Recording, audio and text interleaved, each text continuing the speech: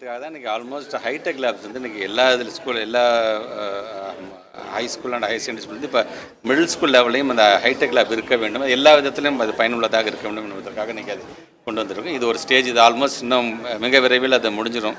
November எண்டுக்குள்ளே அது ஃபுல்லாக எல்லா ஸ்கூல்லேயும் ஒரு ஸ்மார்ட் வகுப்பறை, எல்லா ஸ்கூல்லேயும் ஒரு ஹைடெக் லேப்ஸ்னு வரும்பொழுது நீங்கள் சொல்கிற மாதிரி நாட் ஒன்லி அந்த கரிக்குலம் அந்த கொடுக்கக்கூடிய வைஃபை மூலமாக நம்ம ப்ரௌஸ் பண்ணி அதை இப்போ கற்றுக்கிற அளவுக்கான அந்த டெக்னாலஜியை நான் கொண்டு போகிறோம். சார், மேடையில் பேசும்போது 525 மாணவர்கள் பெரிய இதில் என்ன என்ஐடி ஐடி இதிலெல்லாம் போயிருக்காங்க, ஐஐடிலலாம்.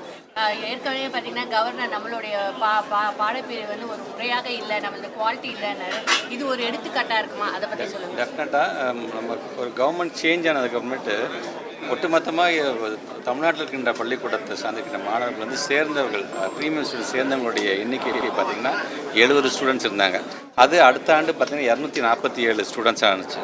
இப்போ இந்த ஆண்டு வந்து மாண்பு தமிழ்நாட்டு முதலமைச்சர்களை வைத்து நாம் பண்ணும்போது கூட 470 சம்திங் தான் இருந்துச்சு. ஆனால் இன்றைக்கி எல்லா ரிசல்ட்லாம் வெயிட் பண்ணி இன்றைக்கி வந்தது கிட்டத்தட்ட பார்த்திங்கன்னா 525 ஸ்டூடெண்ட்ஸ் வந்து கவர்மெண்ட் ஸ்கூல் ஸ்டூடெண்ட்ஸ் வந்து ஐஐடியில், என்ஐடியில், நிஃப்டில், நிப்டமில், லா யூனிவர்சிட்டி என்று இந்தியாவில் இருக்கின்ற என்னென்ன முக்கியமான இன்ஸ்டிடியூஷன்ஸ் இருக்கோ அதெல்லாம் போய் சேர்ந்துருக்கு. இது இல்லாமல் மலேசியா யூனிவர்சிட்டியில் போய் சேர்ந்துருக்குது, தாய்வான் யூனிவர்சிட்டியில் போய் சேர்ந்துருக்குது என்று நீங்கள் எல்லா பக்கமும் போகிறாங்க. போகிறது யாருன்னு பார்த்தீங்கன்னா எல்லாமே நம்முடைய அரசு பள்ளியை சார்ந்திருக்கின்ற மாணவர்களும் மாணவிகளும் தான். ஆக இப்போ சில பேர் சில கருத்துக்களை வைக்கிறார்கள்.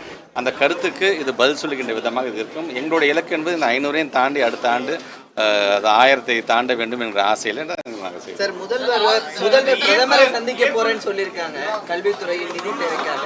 அதனுடைய உங்களுடைய கோரிக்கைகள் என்னவா இருக்கும் சார்? இன்றைக்கி முதலமைச்சர் இன்றைக்கி ரொம்ப தெளிவாக சொல்லியிருக்காங்க. குறிப்பாக மெட்ரோவுக்கான அந்த நிதியை சார்ந்தும் நம்முடைய ஒருங்கிணைந்தபடி சமூக சிக்ஷாவை சார்ந்த நிதியை சார்ந்து சொல்லும்போது ஏற்கனவே நாங்கள் வலியுறுத்தியிருக்கணும், தேவைப்படும் அதை சந்தித்து அதுக்கான நிதியை பெறுவோம் என்று சொல்லியிருக்கார்கள்.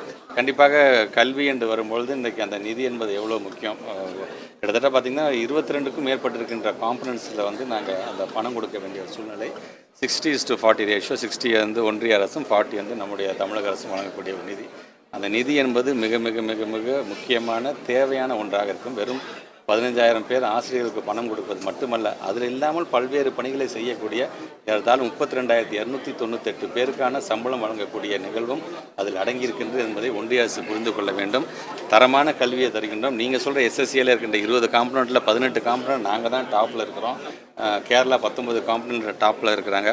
இப்படி நாங்கள் வந்து இவ்வளோ ஒரு பெர்ஃபார்மன்ஸை கொடுக்கும் பொழுது இன்னும் சொல்லப்போனால் நாங்கள் கேட்குற நிதியை காட்டிலும் அதிகப்படியான நிதியை நீங்கள் தந்து இந்த மாடல் ரொம்ப நல்லாயிருக்கு, இந்த மாடலை நாங்கள் மற்ற ஸ்டேட்டுக்கும் நாங்கள் வந்து ரெக்கமெண்ட் பண்ணுறோன்னு சொல்கிறது தான் சரியாக இருக்குமே தவிர கல்வியில் நீங்கள் வந்து கை வைக்கிறது, நிதி தராமல் இருப்பது வந்து உள்ளபடியாக அது வேதனைக்குரியதாக தான்.